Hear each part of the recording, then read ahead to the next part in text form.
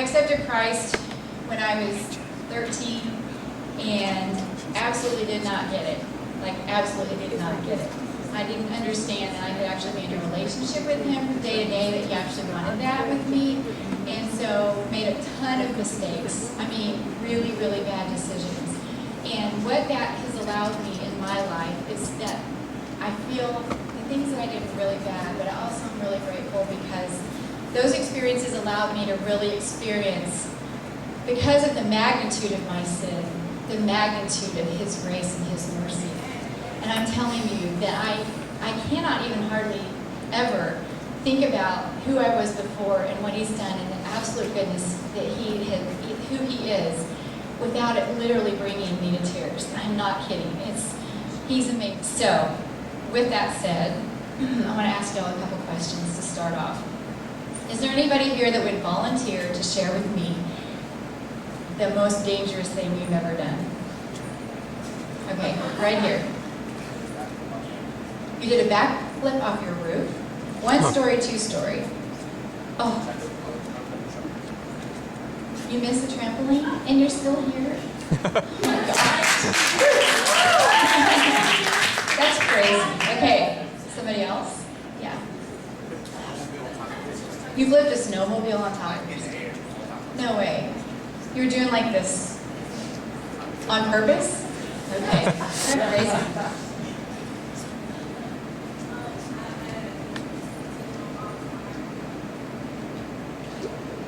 And you did what?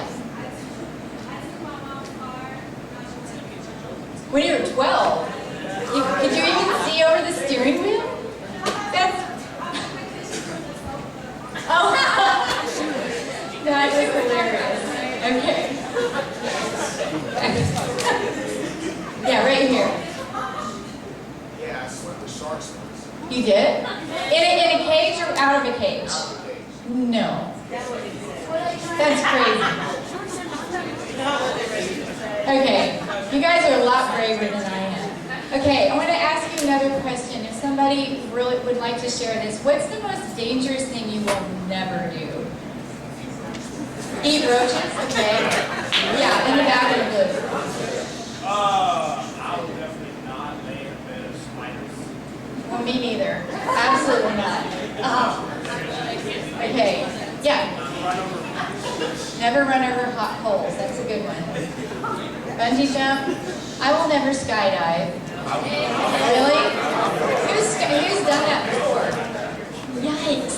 Oh, I cannot do that. I went paragliding last summer with, it was tandem, but it was really fun. And Interlaken. It was gorgeous, so beautiful.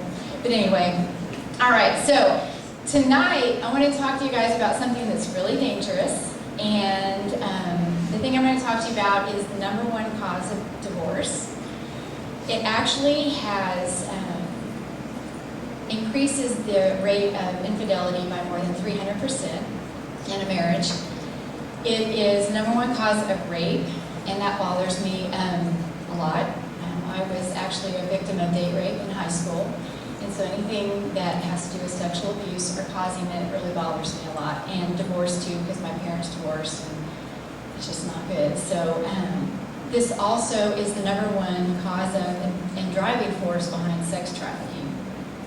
And that's a huge issue with me. Like I hear the stories, and it literally breaks me to the point sometimes where I feel like I can't even breathe when I hear some of the stories. So it's the #1 cause behind that, and it's also the greatest threat to the church and to the family and to the ministries of pastors and youth pastors. So does anybody here want to guess what that dangerous thing might be, thinking about all that I just said? Absolutely. Good guess. Okay, so how many of y'all here know someone who's addicted to porn? It's a lot of people. It's a lot of people. And whether you guys raised your hand or not, the chances are you probably do know someone, and probably a lot more than one person who's addicted to porn, because right now, 1 in 3 people in the world at this moment is online. There's 5 million porn websites on the internet. There's 500 million porn web pages.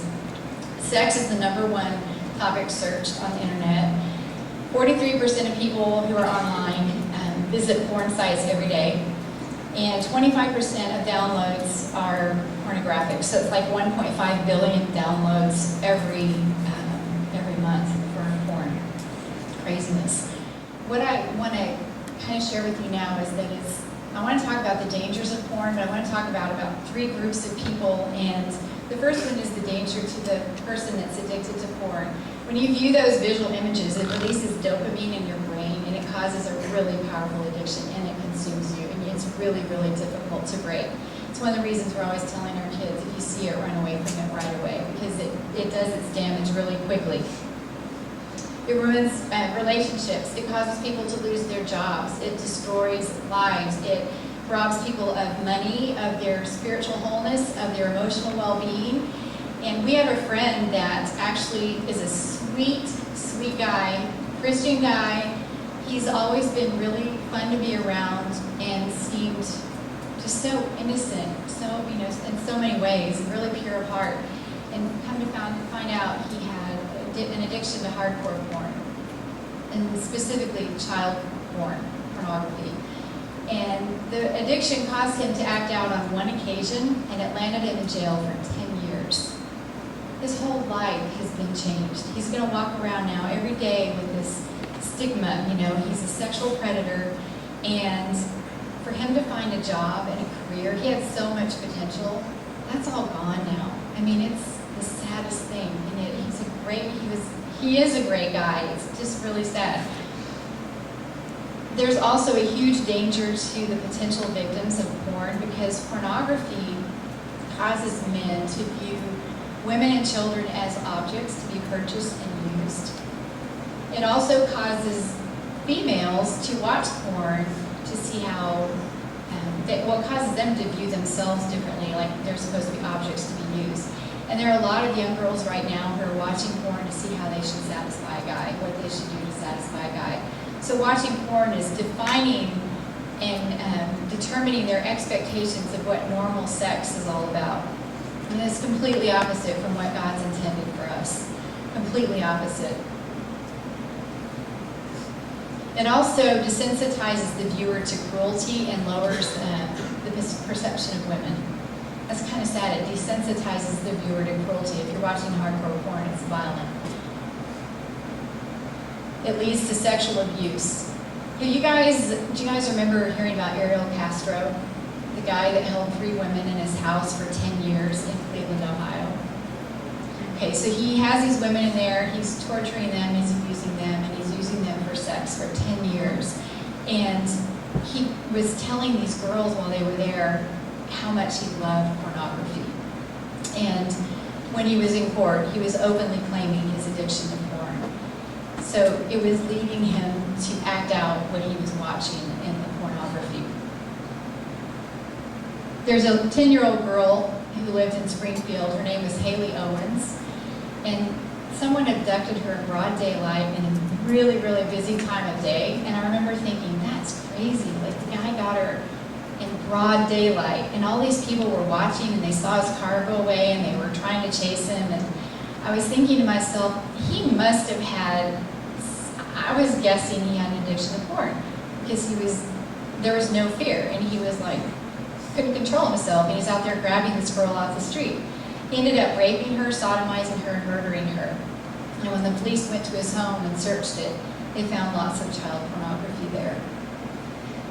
Watching porn also leads to commercial sex. It's nothing more than an actual commercial sex act filmed. It creates a voracious demand for commercial sex, and users of porn, they bear the guilt of the sex trafficking industry, because the users of porn drive the demand for sex trafficking. The demand is literally a demand for more prostituted women who can be used by consumers. And traffickers meet that demand often with innocent victims, people that don't want to be there. I just led a study last spring, just recently, on human trafficking, and it was really hard, really, really hard to hear how that whole industry operates, and just their stories. everything that happens to them. It's really sad. 2 million children are repeatedly sold and raped in that industry. Victims of sex trafficking are exploited for prostitution, pornography, and sex tourism, and victims are forced to service from 40 to 110 customers a day. 40 to 110 customers a day. Criminal gangs, mafia, traffickers, pimps, and pornographers enslave and abuse victims through forced drug use, through abuse and torture. They sell virgins repeatedly. They sew them up, they sell them again, and they sell them again, and they sell them again, because they get more money for that. They harvest organs when someone's nearing the end of their life, because they make money on the black market from the organs of one of their victims. And they expose victims to HIV and STDs. As a result, the victims usually die in their 20s. So all that's for you, and it's really for you because our culture is teaching you something completely different about pornography. Again, it's harmless, it's no big deal, but it is a big deal, and it's incredibly dangerous, and it's causing harm to yourself and to a lot of other people. But I want to talk to y'all for a minute about the people who are coming here, the campers you're going to be ministering to, because they're being exposed to it, and it's going to be really important for you guys to recognize that and be watching for that and kind of ministering to that need with these kids. So I want to ask y'all some questions. What percentage of 8 to 16-year-olds do you think have viewed pornography? 7. What is it? 90's right. It's 90%. 8 to 16-year-olds, 90% have viewed porn. Okay, so what percentage of 15 to 17-year-olds have been exposed to hardcore porn? 80. It's 80. That was good. Okay, so who's the largest consumer of internet pornography? It's like an age range. What would you think? Where would that be? 18 to 25? 15 to 30? Actually, the age is 12 to 17. That's heartbreaking. Mm-hmm. What percentage of children receive pornographic spam every day? 47. 47%. They're not looking for it, it's just coming to them. What is the average age of exposure to internet porn? 15, 12. It's 9. Someone said it. It's 9 years old.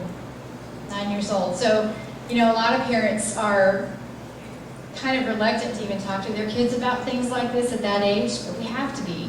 And some of the kids coming in here they're gonna have seen some of this stuff already. So here's kind of God's take on all this, and I just kind of want to put this in here before we close out. Men and women are created in His image. He calls us to holiness because He is holy, and He calls us to purity because every day He's conforming us to the image of His Son. And His Son is perfect and pure in every single way. And so we're called to purity as well. And I know you guys have heard about purity this week. And you know, it's not about sexual purity. For me, as we're being conformed to the image of Christ, it's about holistic purity. It's purity of your mind and your intellect and your heart and your actions and your motives and every single part of you as you're being conformed to the image of Christ. Men are meant to cherish and protect women, just as Christ loves the church and their wives. But I believe that there's a charge for men to start standing up and championing the protection and defense of women and children. We live in a culture that I really get so frustrated with because they are preying on kids.